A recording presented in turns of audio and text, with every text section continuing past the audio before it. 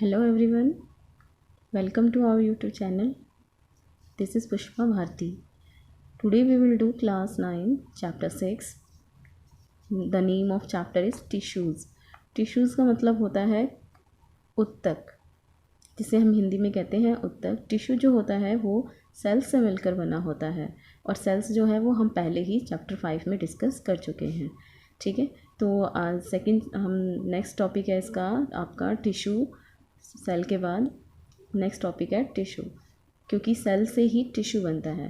ठीक है, तो ये जो चैप्टर है टिश्यू, हम इसके बारे में हम पढ़ेंगे कि प्लांट और एनिमल में और बाकी ऑर्गेनिज्म में किस तरह के टिश्यू होते हैं और टिश्यू क्या काम करते हैं। तो इसकी एक प्रॉपर डेफिनेशन होती है। टिश्यू होता क्या है एक्चुअली में? Differentiated group of cells. Short में हम इनको क्या कह सकते हैं? Differentiated group of cells. मतलब सेल्स का ग्रुप है और कैसा है? डिफरेंशिएटेड है। इसका मतलब क्या है? यहाँ पे डिफरेंशिएटेड वर्ड का बहुत ज़रूरी है, क्योंकि ग्रुप ऑफ सेल को हम कैलस भी बोलते हैं, लेकिन वो सिर्फ क्या होता है? सिर्फ ग्रुप होता है। सेल जो डिवाइड हो जाती है, ठीक है, मल्टीप्लाई होती है, बस एक ग्रुप बना लेती है, लेकिन अभी तक उसमें कोई फंक्शन जब तक डिफरेंशिएट नहीं होता है तब तक हम उसे कैलस बोलते हैं। लेकिन जब सेल्स के ग्रुप का फंक्शन डिसाइड हो जाता है कि आगे उस ग्रुप ऑफ सेल को कौन सा फंक्शन करना है, यानी कौन से टिश्यू को फॉर्म करना है, तो आगे चल के कौन से ऑर्गन को फॉर्म करना है, उसी के अकॉर्डिंग उसका स्ट्रक्चर और उसका फंक्शन चेंज होता है। तो वो जो डिफरेंशिएशन आता है, उस डिफरेंशिएशन के बाद हम उस ग्रुप ऑफ सेल को क्या कहते हैं? टिश्यू कहते हैं। ठीक है, इसकी डेफिनेशन है मल्टी सेलुलर ऑर्गेनिज्म जो show division of labour. Multi cellular organism जो होते हैं वो क्या करते हैं? डिवीज़न ऑफ लेबर शो करते हैं, यानी कि उनके अंदर मिलियन ऑफ सेल्स होते हैं मल्टी सेलुलर ऑर्गेनिज्म में। तो मिलियन ऑफ सेल्स जो होते हैं वो ग्रुप्स में काम करते हैं। ठीक है, सबका लेबर जो होता है वो डिवाइड होता है कि किसको कौन से ग्रुप को कौन सा काम करना है। तो उस ग्रुप ऑफ सेल्स को हम टिश्यू कहते हैं। और टिश्यू के एग्जांपल हैं ब्लड। ब्लड कोई सिंगल टिश्यू का सिंगल सेल नहीं है, वो ग्रुप ऑफ सेल है। उसमें बहुत सारे सेल्स हैं, जैसे कि रेड ब्लड सेल्स हैं, white blood cells, platelet, plasma. ये सारी क्या हैं? मिलकर ब्लड को फॉर्म करते हैं, यानी कि वो टिश्यू बना रहा है। ब्लड जो है वो एक टिश्यू है। फ्लोएम फ्लोएम जो है ये भी क्या है? सिंगल सेल नहीं है, ये बहुत सारे सेल से मिलकर बना हुआ है। जैसे कि फ्लोएम सेल्स का कई सारे टाइप्स के होते हैं और अलग अलग शेप की होती हैं।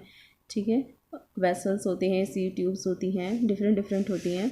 और मसल्स जो होती है वो भी क्या है? एक टिश्यू है, क्योंकि मसल्स की जो सेल्स होती हैं वो सिंगल काम नहीं करती हैं, ग्रुप्स में काम करती हैं।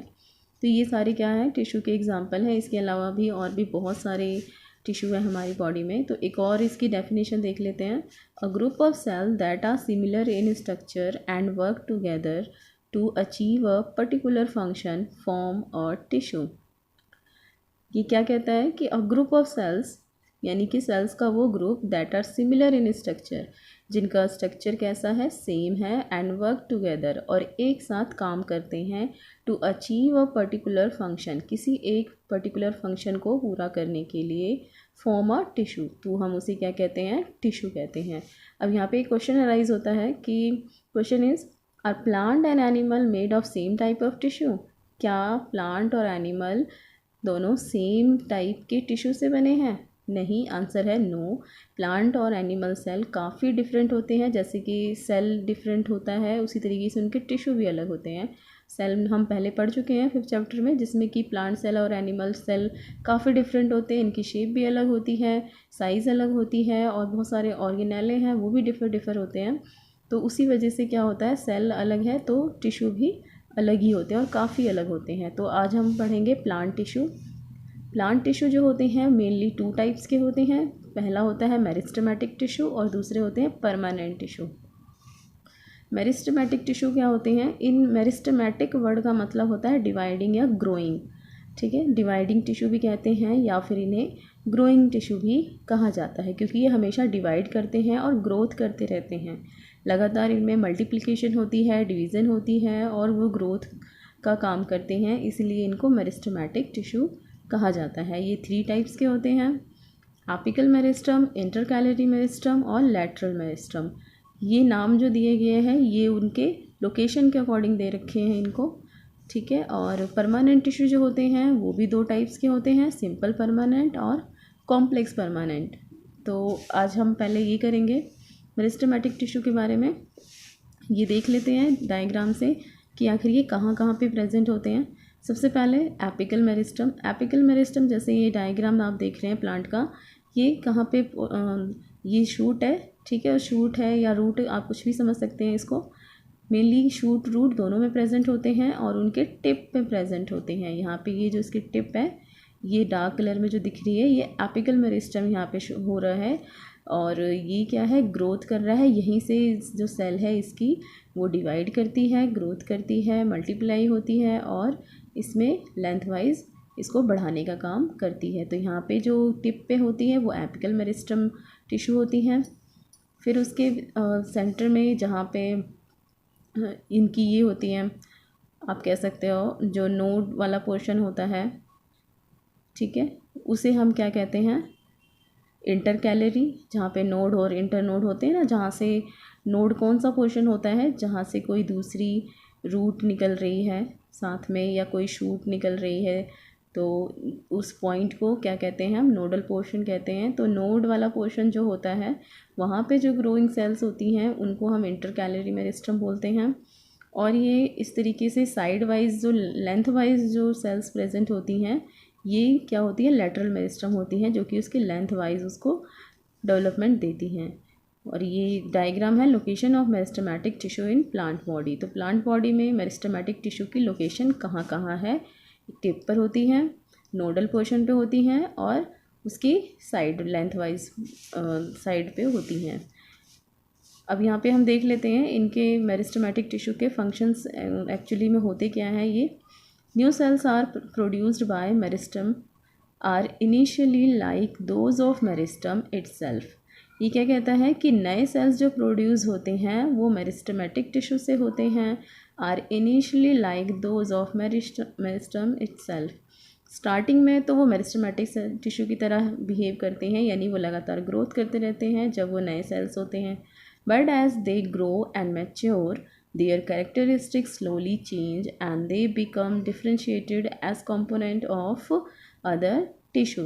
लेकिन जैसे जैसे उसमें ग्रोथ होती रहती है वो क्या होती है, उनमें चेंज आता रहता है, उनके कैरेक्टर में चेंज आता रहता है और वो क्या हो जाती हैं, डिफ्रेंशिएटेड हो जाती हैं as component of other tissue, बाकी दूसरे टिश्यू में कन्वर्ट हो जाती हैं। मतलब जब कोई प्लांट होता है स्टार्टिंग में, जब वो यंग प्लांट होता है, नई सेल्स बनती हैं तो वो मेरिस्टेमेटिक सेल से बनती हैं और वो धीरे धीरे ग्रोथ करती हैं। और जब उनकी ग्रोथ लगभग कंप्लीट होने लगती है तब वो किस में चेंज हो चुकी होती हैं, डिफरेंट टिश्यू में कन्वर्ट हो चुकी होती हैं। वो आगे चल के सिंपल परमानेंट टिश्यू में भी कन्वर्ट हो जाती हैं, कॉम्प्लेक्स में भी कन्वर्ट हो जाती हैं। Apical meristem present at tip for length of root and shoot. जो एपिकल मेरिस्टम होती है वो रूट और शूट के टिप पे प्रेजेंट होती है उनकी लेंथ को बढ़ाने के लिए। प्लांट की जो लेंथ वाइज जो इंक्रीज़ होती है, उसकी लंबाई जो बढ़ती है ऊपर से और उसकी रूट्स की लंबाई जो बढ़ती है वो एपिकल मेरिस्टम की वजह से होती है। girth of stem and root increase due to lateral meristem जो है यहाँ पे ये इसकी गिर्थ को बढ़ाता है, यानी इसकी मोटाई को, जो उसका मोटापन है कितना मोटा है उसके डायमीटर को बढ़ाने का काम करता है, डायमीटर से उसको डेवलपमेंट प्रोवाइड करता है। Intercalary meristem seen in some plant is located near the node. और इंटर कैलरी जो मेरिस्टम होते हैं वो नोडल साइड पे प्रेजेंट होते हैं, जहाँ पे नोड होती है, जहाँ से कोई भी रूट या शूट निकल रही होती है, तो वहाँ पे उसको क्या करता है, ग्रोथ करने में मदद करता है। थोड़े से और कैरेक्टर हैं इसके, देख लेते हैं। वेरी एक्टिव होते हैं, जो मेरिस्टेमेटिक टिश्यू होती है काफ़ी एक्टिव होती हैं क्योंकि ये हमेशा ग्रोथ कर रही होती हैं, तो ये एक्टिव होती हैं।